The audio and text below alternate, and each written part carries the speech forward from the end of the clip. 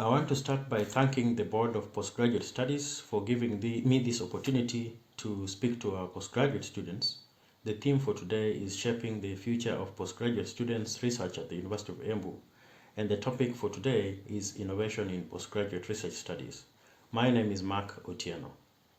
So here we will start by defining what innovation is, and this basically refers to the creation or introduction of something new or significantly improved, or whether it's a product, process, or idea or method or way of doing things.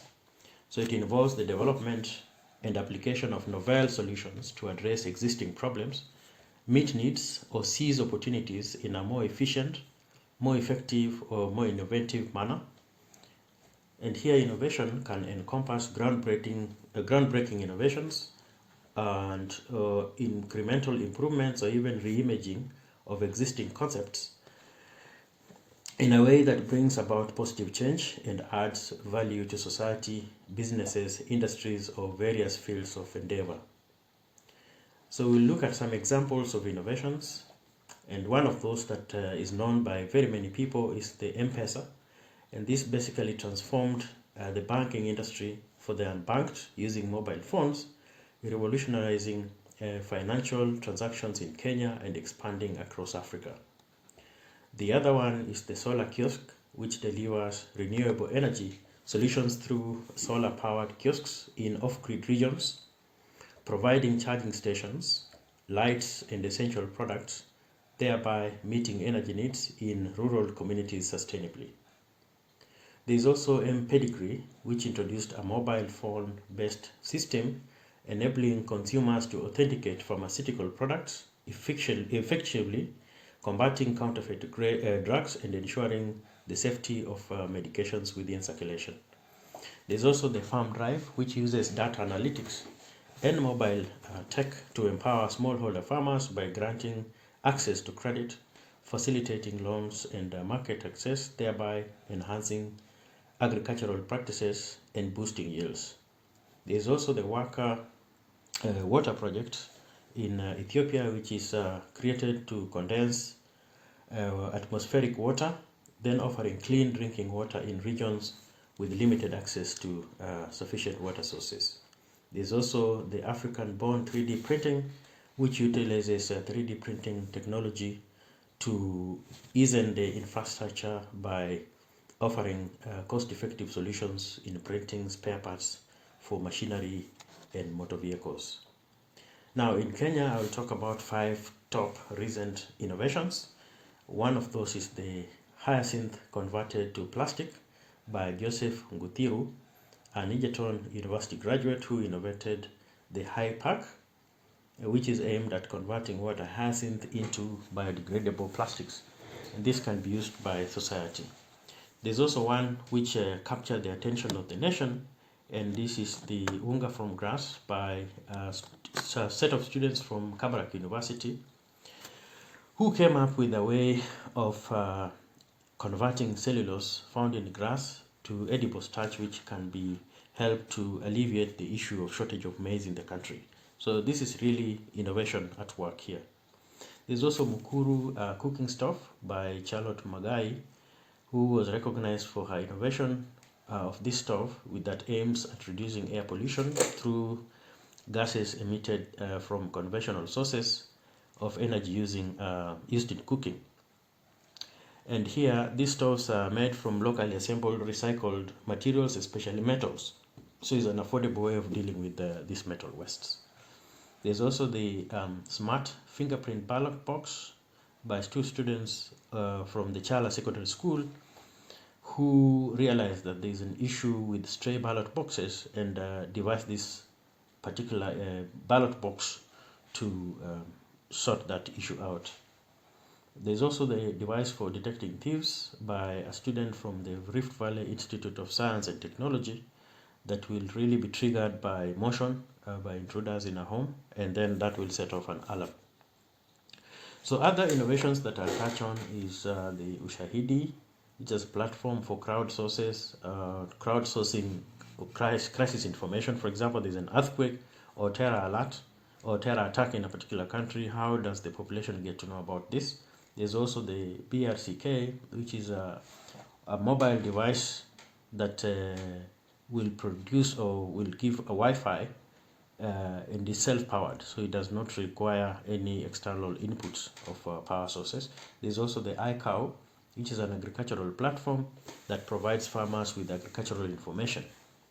There's also the mFarm, an app that connects farmers with markets and pricing information. So I'll just look at some of the topics of the thesis submitted to the University of Embu Library here, and I would like you to see whether there is an innovation in some of these topics or titles. For example, there is mathematical modeling and simulation of competition for students, population via influence and economic factors with Hauling type LI response.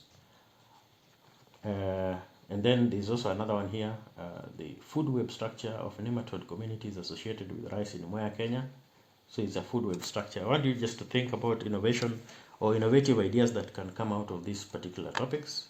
There's also one on value chain and sustainability, value chain and unsustainability of mangrove wood harvesting in Lamu County, Kenya. So think about it. Now, giving you an example, I would like to read a conventional title, like the ones I've just been reading in the previous slide, and then we turn this around on its head to be more innovative, so that you see what I mean by trying to be innovative in your postgraduate research writing. So here, a conventional title would be Prevalence and Host Resistance to Common Bean Rust Disease in Central and Western Kenya, which is one of the titles of a thesis that was submitted to the University of Embu Library. Now, how about we turn it? Because this is very conventional, it doesn't tell you if there's any innovation in it. But how about you say, transforming agriculture, pioneering solutions for combating common bean rust in Central and Western Kenya. This gives you really a thrust, showing that there's really something that is going to be transforming agriculture. When you come up with this solution that is really pioneering, this is the first of its kind. So this is what we're talking about. And then how you design these two projects or research is going to be totally different, because one is just looking at the prevalence and host resistance. The other one is really looking at solutions that are going to combat this particular problem on common bean. So that's how you do it.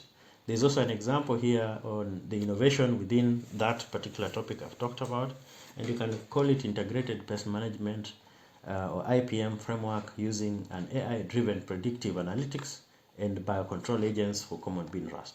So you see, it's the same project, but you can really turn it into something innovative by having more adoption of technology into trying to bring solutions to combating the common bean rust. So I'll not read this because we will be sharing the slides later. You can look at how this project can be designed and also the innovations that can come out of it and how really it's going to help farmers that will be adopting this kind of technologies then when they come out. Okay. So just to give you an example of a recent project that was funded, and this really required some innovation in it. So the project is about building crop pest and disease management capacities among farmers, extension workers and agronomists in the post-COVID-19 era in Embu County. It's about $20,000. And here, what they really needed to hear was the innovative approaches that the project is going to be adopting.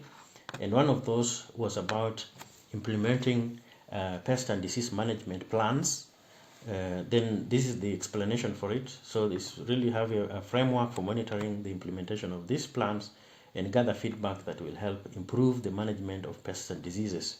So then there is also beyond the life of the project, the trained practitioners will continue to use the skills acquired from this project to improve their delivery of services to farmers and make their management plans better.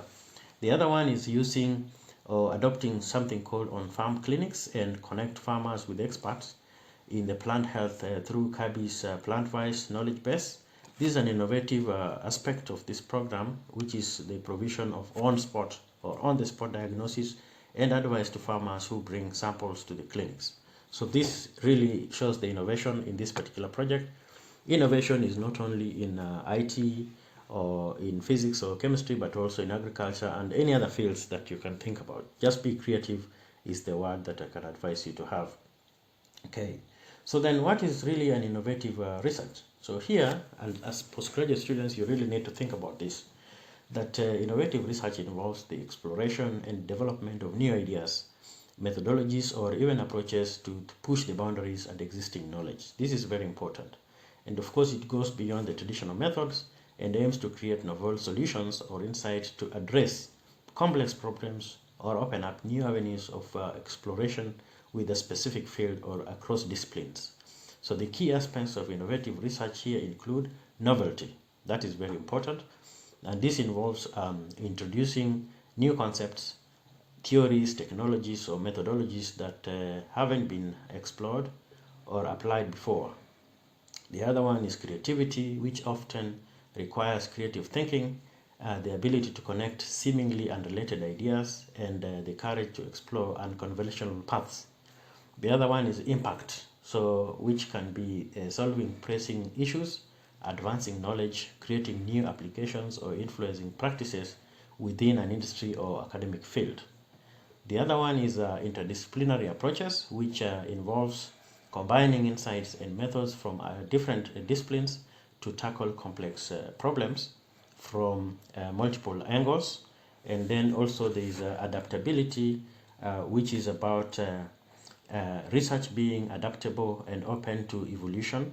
It might involve iterative processes and continuous refinements of ideas and approaches.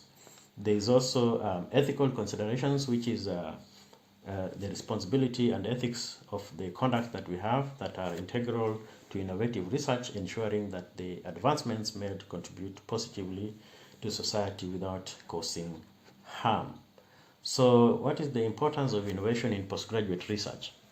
Here, innovative research in postgraduate studies equips students to tackle multifaceted challenges, addressing societal, environmental, and technological problems really that require novel solutions. And this really encourages thinking beyond conventional methodologies to find effective answers, like I already spoke about at the beginning. There's also nations, institutions, and industries benefit from the competitive edge gained through innovative postgraduate research. And pioneering research attracts funding and talent, of course, and also partnerships, and fostering an environment conducive to growth and development. There's also innovations born out of postgraduate research often lead to the development of new products, services, and industries. And these advancements create economic opportunities, generate jobs, and contribute significantly to economic growth and prosperity. And innovation in postgraduate research is instrumental in addressing global challenges such as climate change, healthcare disparities, and social inequalities. It also offers novel perspectives and solutions that can have a profound and positive impact on global scale. So how do we mainstream innovation into postgraduate proposal writing or proposal development? I'll just give you a few of these tips. One is to encourage an interdisciplinary mindset by fostering collaboration across various fields. So we need to encourage us, the students who are doing this research, to explore connections between disciplines, promoting innovative thinking by drawing from diverse knowledge areas to address complex problems. We also need to have emphasis on identifying real-world problems or challenges and encourage our students to propose research that addresses existing gaps or pressing issues in their field. This problem-solving approach can lead to innovative solutions that have practical applications. We also need to foster a culture that values and encourages creativity, like I mentioned before, and this provide platforms and support for brainstorming sessions, workshops, or forums where students can freely exchange and develop unconventional ideas, encourage thinking beyond traditional boundaries to spark innovation. We also have to encourage the integration of cutting-edge technology into research proposals, encouraging our students to explore how emerging technologies like artificial intelligence, like machine learning, or advanced data analytics can be leveraged to enhance research methodologies or outcomes. We also need to create environments that support innovation, which includes access to resources such as funding, mentorship, and facilities. We need to encourage networking with industry professionals, entrepreneurs, and experts to facilitate knowledge exchange and application of innovative ideas. So I want to really thank you, ladies and gentlemen, for listening to me and for taking your time to attend this particular seminar. And I would like to invite any questions. Thank you very much.